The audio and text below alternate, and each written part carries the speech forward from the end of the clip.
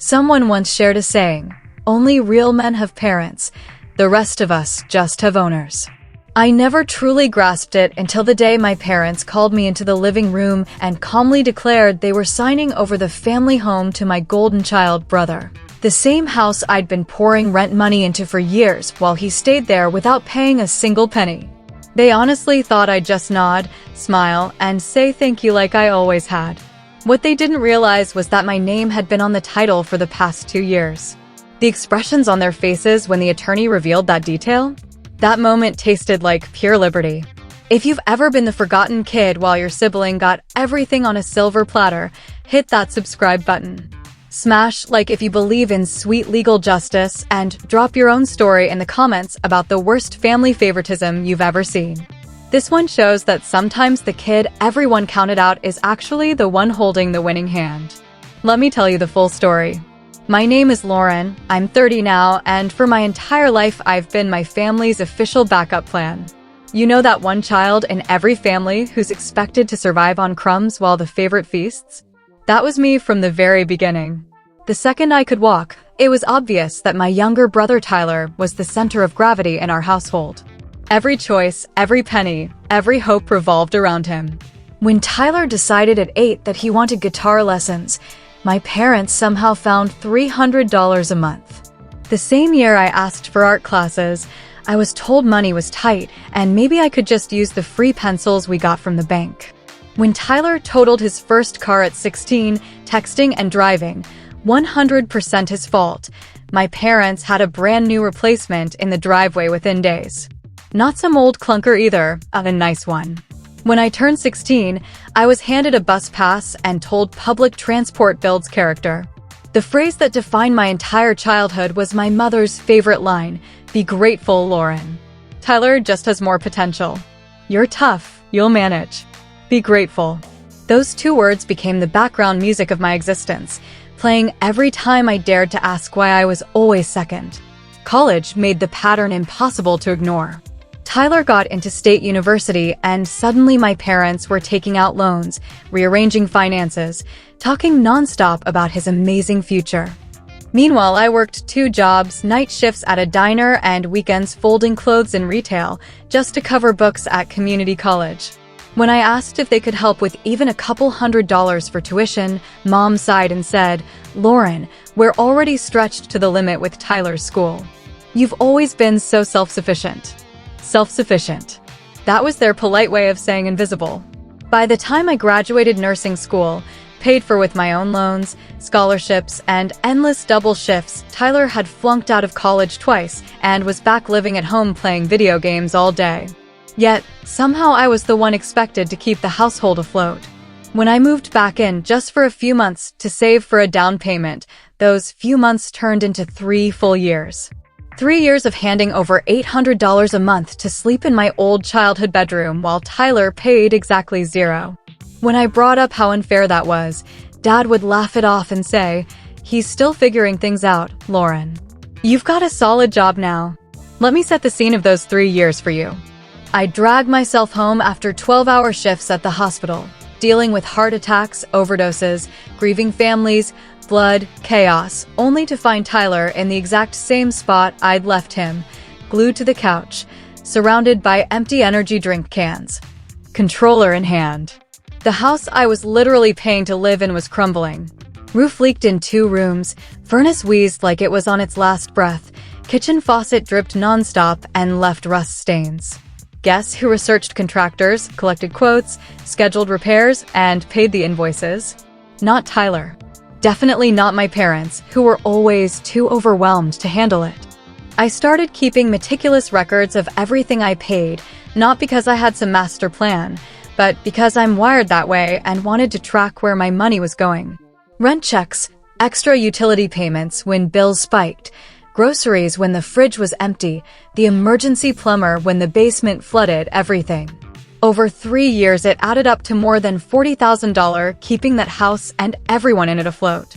The final straw came on a Thursday night in October. I'd just survived the worst shift of my nursing career, a massive pileup on the highway that brought in 6 critical patients, including 2 little kids. I'd spent 14 hours in the trauma-based starting lines, holding pressure, cleaning wounds, comforting parents who were falling apart in the hallway. I was running on fumes, still in stained scrubs, smelling like antiseptic and despair. I walked through the door craving nothing more than a shower and collapse. Instead, I walked into a family meeting already in session. Mom, Dad, and Tyler were seated at the dining room table. The same table where I'd done homework alone while Tyler played outside. The same table where every dinner conversation had been about Tyler's latest hobby or achievement. They looked up when I came in, and the vibe in the air made my stomach sink. "Lauren, perfect timing," Dad said, pointing to the empty chair opposite Tyler. "Sit down, we have big news." Tyler was practically glowing with that smug look he always got when he knew something good was coming his way. Mom started with that careful, syrupy voice she used for bad news. "We've been thinking about the future. Tyler is 25 now, and he needs a solid foundation to really get his career going." Career. The guy hadn't kept a job longer than 6 months in his life. Dad jumped in. "When we retire in a few years, we've decided the house will go to Tyler. He'll need the equity and the stability. You've always been so capable, Lauren. You'll be fine wherever you land." The words landed like a punch to the chest.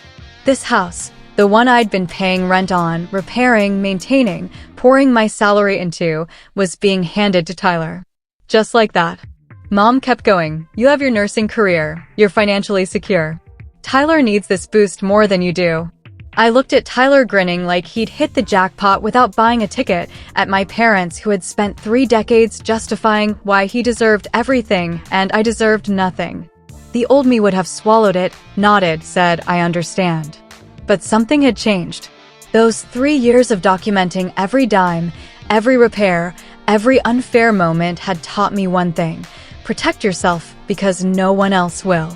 2 years earlier, when my parents hit a rough financial patch, they needed to refinance the house to consolidate debt. The bank looked at their credit and income and said they needed a cosigner with better financial standing. That cosigner was me.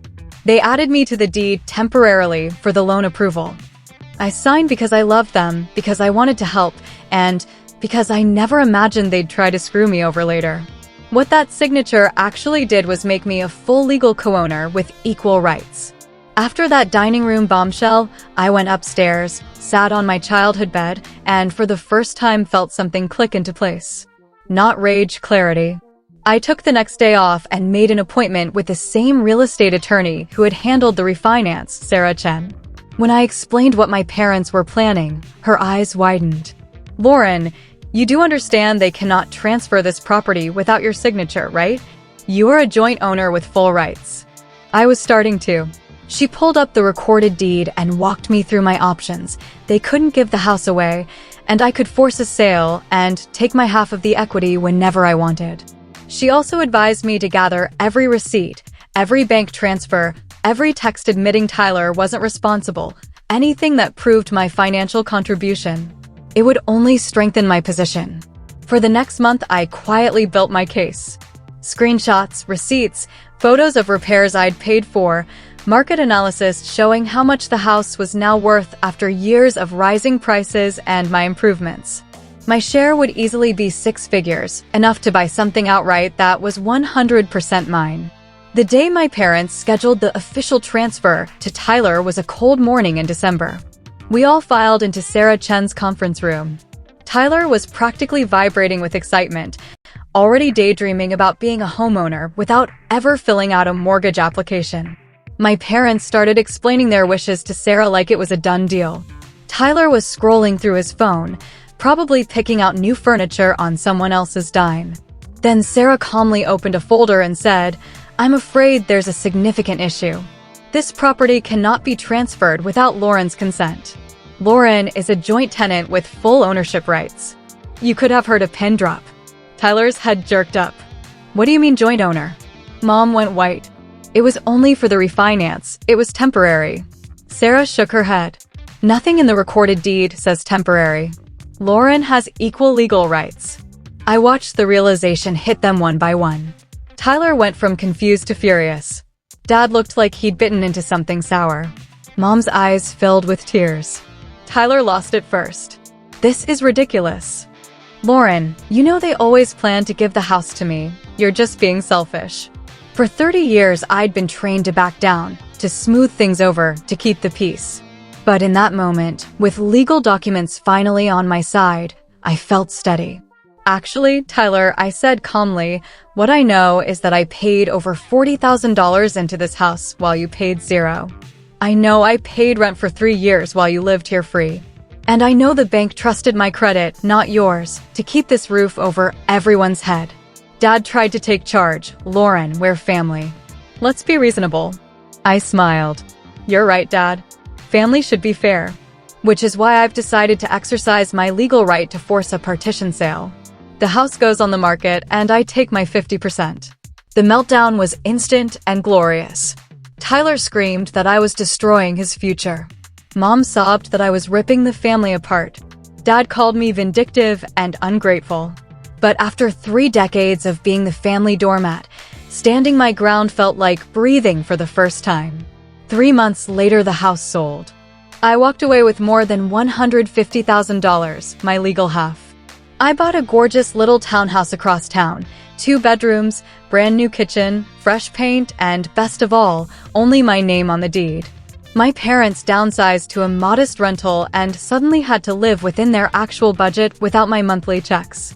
Tyler, at 25, finally had to get and keep a real job because the endless safety net was gone. The fallout was predictable.